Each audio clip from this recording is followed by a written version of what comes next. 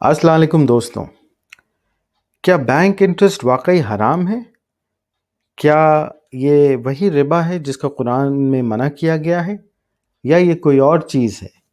मैं ऐसा इसलिए कह रहा हूँ क्योंकि मैंने अक्सर लोगों को इस बात पे बहस करते हुए सुना है कि वो ये कहते हैं कि ये जो बैंक का इंटरेस्ट है, ये वो रिबा नहीं है जिसको कुरान में मना किया गया है। तो क्या ये सही है? आइए समझने की कोशिश करते हैं। तो आइए पहले हम ये समझें कि रिबा कहते किसको हैं। रिबा अरबी ज़बान का लफ्ज़ है जिसके लफ्ज़ी माने होते हैं बढ़ाना। तो कुरान में जो रिबा का जो इस्तेमाल है वो उसी माने में है जहाँ पे उस ज़माने में लोग पैसे कर्ज पे देते थे और उसका जो रिटर्न आता था, जो बढ़ के जो रिटर्न आता था, उसको रिबा कहा गया है। इसमें कुछ और भी शक्लें होती हैं, जैसे कुछ ऐसे ट्रांजैक्शंस जहाँ पे एक फ़िक्स्ड परसेंटेज मुकर्रर कर दी जाए। तो अब हम ये देखते हैं कि कुरान में रिबा का ज़िक्र कहाँ पे आता है। तो कुरान में बेसिकली रिबा का ज़िक्र 4 अलग अलग सूरतों में आता है। यह सूरह रूम, सूरह निसा, सूरह आल इमरान और सूरह बकरा में।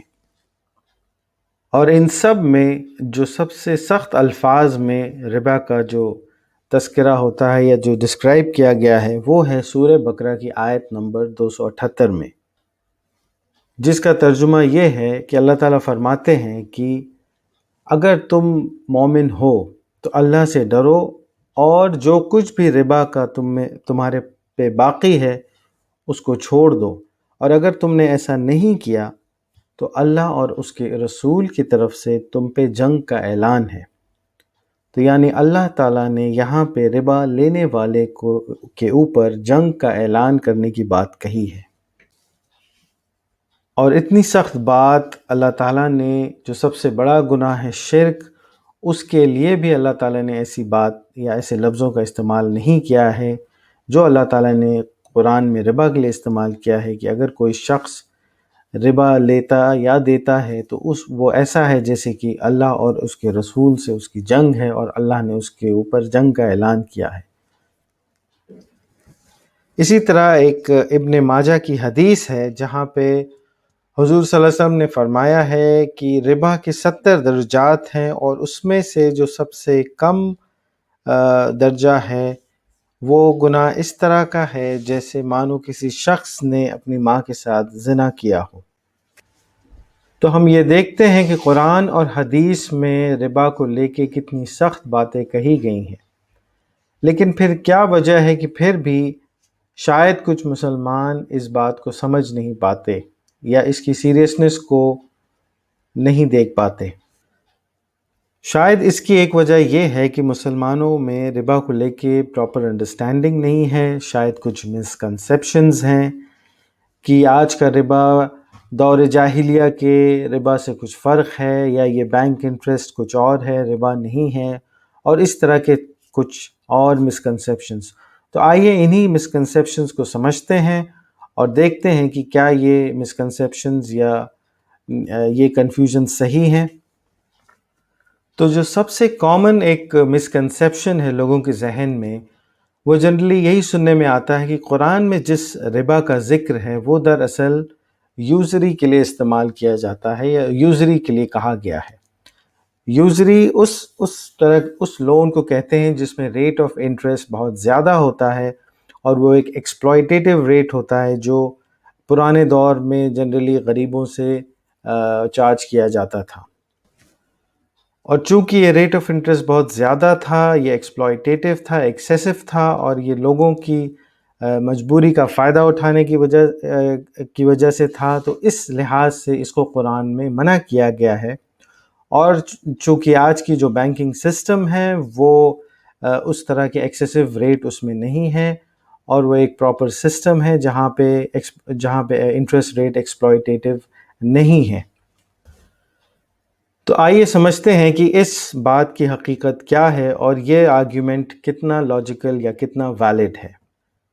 अगर हम इस आर्ग्यूमेंट को कुरान और सुन्नत की रोशनी में جانچیں تو ہم یہ پائیں گے کہ قرآن میں کہیں بھی اس بات کا ذکر نہیں ہے کہ انٹرسٹ زیادہ یا کم ہونے پہ حلال یا حرام ہوگا۔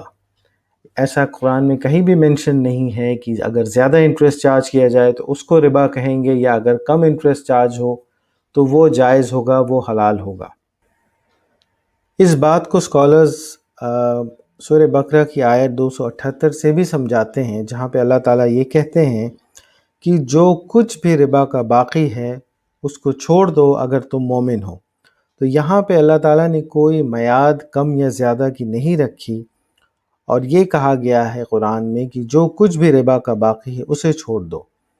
تو یہاں پہ بھی کوئی اس طرح کی کوئی کوانٹیفیکیشن ربا کی نہیں ہے۔ اسی طرح سے اگر ہم حضور صلی اللہ علیہ وسلم کا جو آخری خطبہ تھا اس میں انہوں نے ارشاد فرمایا تھا کہ تم میں سے دور جاہلیہ کا جو بھی ربا باقی ہے وہ اپنے کل میں حرام ہے، وائڈ ہے، اور اس کو پوری طرح سے گیو اپ کر دو۔ تو حضور صلی اللہ علیہ وسلم نے بھی کوئی ایسی میعاد یا کوئی ایسا کوانٹیٹیو ڈیفینیشن ربا کی نہیں دی کہ کم یا زیادہ پہ حلال یا حرام ہوگا۔ تو ان دونوں قرآن کی آیت اور حضور صلی اللہ علیہ وسلم کے آخری خطبے سے یہ بات کافی کلیئر ہوتی ہے کہ ربا کو اس کی انٹائرٹی میں حرام قرار دیا گیا ہے، اور اس میں کوئی میعاد اس کے کم یا زیادہ ہونے کی نہیں رکھی گئی ہے۔ تو یہ آرگیومنٹ ویلڈ نہیں ہوگا کہ ربا صرف یوزرس لونز کے لیے ہی ویلڈ ہے۔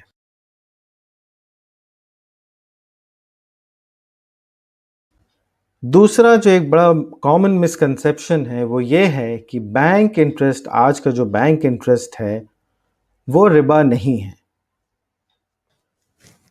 اس کا لاجک اور ریزننگ یہ دیا جاتا ہے کہ دور جاہلیہ کا جو ربا تھا وہ آج کی ماڈرن کمرشل بینکنگ سسٹم سے کافی مختلف ہے، جہاں کی اب بینکنگ ایک پراپر سسٹم بن چکا ہے اور یہ ایک پراپر کمرشل ایکٹیویٹی ہے۔ اگر اس کو ہم پرانے زمانے کے ربا سے کمپیئر کریں تو یہ دونوں ایک بہت ہی مختلف شکل ہیں، اور اس میں کوئی بھی کامنالٹی نہیں ہے اس لحاظ سے۔ تو آئیے اس آرگیومنٹ کی بھی ویلیڈیٹی کو پرکھتے ہیں کہ کیا ایسا کہنا صحیح ہوگا۔ یہ بات صحیح ہے کہ آج کا جو بینکنگ سسٹم ہے وہ ایک کافی ڈیولپڈ ایک کمرشل بینکنگ سسٹم ہے، اور جو دور جاہلیہ کا جو ربا کا نظام تھا وہ آج سے الگ تھا۔ مگر فیکٹ یہ ہے کہ کوئی بھی پروہیبیشن اسلام میں شریعت میں ایک پرنسپل کے بیسس پہ ہوتا ہے۔ مثلاً شراب اور جوا کھیلنا حرام ہے، لیکن شراب اور جوئے کے کئی ایسے ویریشنز آج کی ڈیٹ میں موجود ہیں جو پرانے زمانے میں یا دور جاہلیہ میں موجود نہیں تھے، لیکن پھر بھی جو آج کے پریزنٹ ڈے فارمز ہیں ان کو ہم حرام دیتے ہیں، کیونکہ وہ اس پرنسپل پہ، اس ڈیفینیشن میں فال کرتے ہیں۔ اور ربا کے ساتھ بھی یہی ہے، اگرچہ اب آج کی ڈیٹ میں ربا کو انٹرسٹ کہا جاتا ہے اور یہ ایک بڑے کمرشلائز سسٹم کے اندر ورک کرتا ہے، لیکن پھر بھی جو اس کی بیسک سٹرکچر ہے، جو اس کی بیسک کوالٹیز کہیے یا اس کی جو بیسک پیرامیٹرز ہیں وہ وہی ہیں جن کے بیسس پہ قرآن میں اس کو حرام کہا گیا ہے اور اس کو صحیح نہیں مانا گیا ہے۔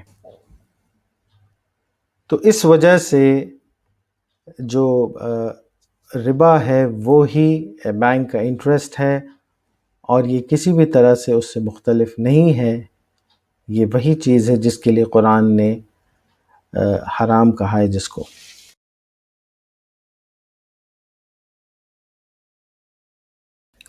تیسرا ایک جو بڑا کامن مسکنسیپشن ہے وہ یہ ہے کہ ربا خالی ان لونز کے لیے، ان قرضوں کے لیے حرام ہے جو کہ کنزمپشن لون ہوتے ہیں، جسے کوئی غریب آدمی یا کوئی ضرورت مند انسان اپنی کنزمپشن نیڈز کے لیے لیتا ہے، اور چونکہ وہ اس کی ضرورتوں کے لیے ہوتا ہے تو اس پہ اگر انٹرسٹ چارج کیا جائے تو وہ اس کی مجبوری کا فائدہ اٹھانے جیسا ہے۔ تو اس آرگیومنٹ کی حقیقت کیا ہے؟ آئیے اس کو بھی پرکھتے ہیں۔ اسلامی شریعت میں کسی بھی فائنینشیل ٹرانزیکشن یا کسی بھی کمرشل ٹرانزیکشن کی ویلیڈیٹی یا اس کا جائز ہونا یا نہ ہونا ٹرانزیکٹنگ پارٹیز کی مالی حالت پہ ڈیپینڈ نہیں کرتا۔ اگر شراب حرام ہے تو وہ امیر کے لیے بھی حرام ہے اور غریب کے لیے بھی حرام ہے۔ جوا یا اور طرح کی دیگر حرام چیزیں امیر غریب دونوں کے لیے حرام ہیں۔ تو شریعت میں اس سے کوئی فرق نہیں پڑتا کہ قرضہ لینے والا امیر تھا یا غریب تھا، اس نے کنزمپشن پرپس کے لیے لون لیا یا کسی پروڈکٹیو پرپس کے لیے لون لیا۔ شریعت میں ربا چاہے امیر لے یا دے یا غریب لے یا دے، دونوں ہی صورتوں میں وہ حرام ہے، اور اس میں امیر یا غریب کی کوئی بندش، کوئی کنڈیشن نہیں ہے۔ تو ان آرگیومنٹ سے اور ان کے دلائل سے ہم یہ کنکلوڈ کر سکتے ہیں کہ یہ مسکنسیپشنز ہیں، اور آج کا جو بینک کا انٹرسٹ ہے وہ در حقیقت ربا کی ہی ایک قسم ہے اور کچھ نہیں۔ مگر ان سب کے باوجود ربا آج کے دور میں اتنا عام ہے کہ اس سے بچ پانا آلموسٹ ناممکن سا ہی ہے۔ حضور صلی اللہ علیہ وسلم کی ایک حدیث بھی ہے جہاں پہ وہ فرماتے ہیں کہ ایک دور ایسا آئے گا کہ کوئی بھی شخص ربا سے بچ نہیں پائے گا، اور کوئی اگر ایسا کہتا ہے کہ وہ ربا کنزیوم نہیں کرتا تو کم سے کم اس تک ربا کا دھواں یا اس کی ڈسٹ پہنچ۔ لیکن اگر ایسا ہے تو ہم کیا کریں؟ ربا سے نہ بچیں؟ نہیں، ایسا بالکل نہیں ہے، بلکہ ہماری ذمہ داری اور بڑھ جاتی ہے کہ ہم اس سب سے بڑے گناہوں میں سے ایک سے اپنے آپ کو کیسے بچائیں اور اپنے دین کی حفاظت کیسے کریں۔ تو ربا سے بچنے کے لیے کچھ ایکشن پوائنٹس میں سجیسٹ کرنا چاہوں گا۔ ہم میں سے اکثر یہ چیزیں کرتے ہیں، تو یہ شاید ہمارے لیے ایک ریفریشر کی طرح ہو۔ پہلے اور سب سے اہم بات تو یہ کہ جو بھی انٹرسٹ ہم کو سیونگ بینک سے ملتا ہے اسے ہم گیو اپ کریں، اپنے استعمال میں نہ لائیں، اور اس پیسے کو ہم کسی صدقہ یا کسی چیریٹی میں دے دیں۔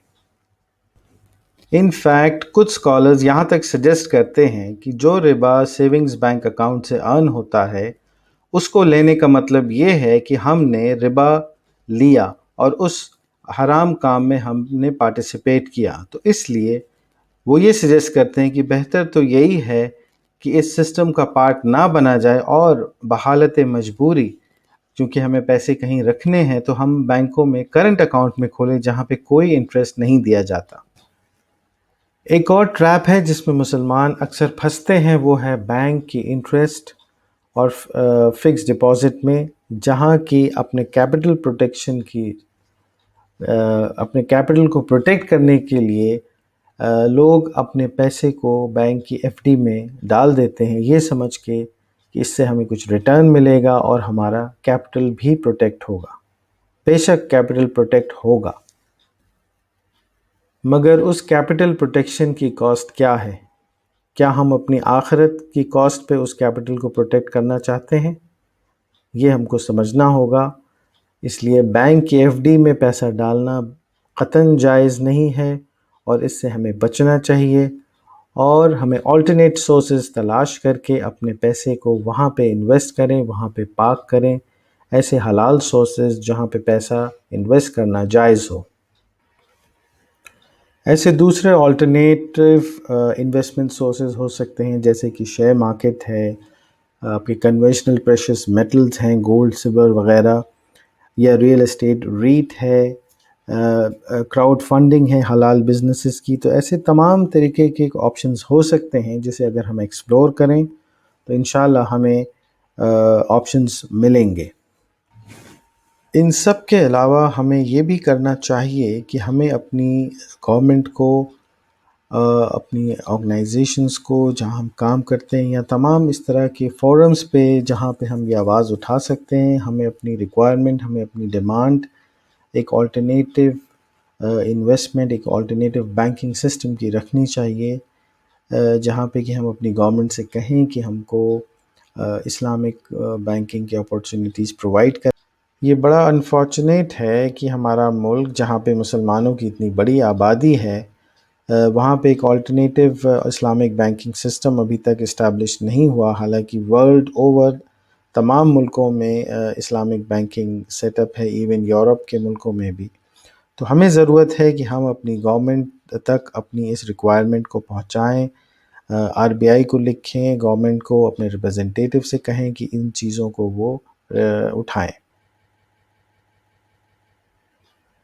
اور ایسا نہیں ہے، اگر ہم اپنی بات گورنمنٹ کے سامنے رکھیں گے تو انشاءاللہ اس پہ بھی کچھ عمل درآمد ہوگی، کچھ ایکشن ہوگا، بٹ ضرورت یہ ہے کہ ہم لوگ as انڈیویژولز and as a collective whole in issues کو مختلف فورمز پہ ریز کریں اور اپنے لیے ایک آلٹرنیٹ انویسٹمنٹ، ایک آلٹرنیٹ سسٹم کی ڈیمانڈ کریں۔